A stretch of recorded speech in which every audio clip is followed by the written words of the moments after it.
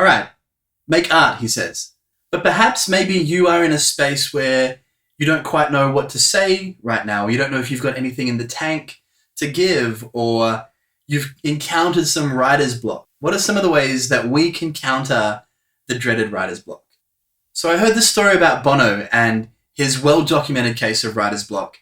He was asked, how did you overcome that writer's block that you had? And his response had to do with finding the thing that you've been avoiding writing and writing about that.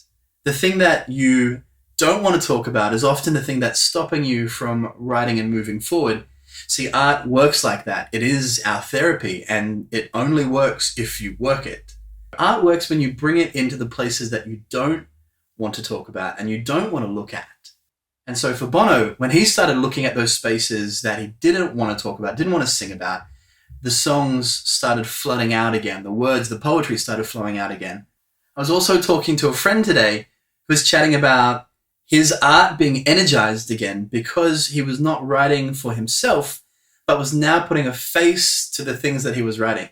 So a person was going through a particular trial, and when he wrote a song, he was thinking about that person and that situation, that face, and it energized his art.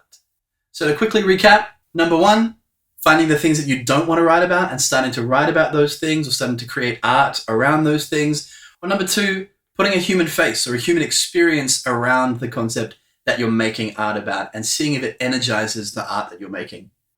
All right, you got some work to do.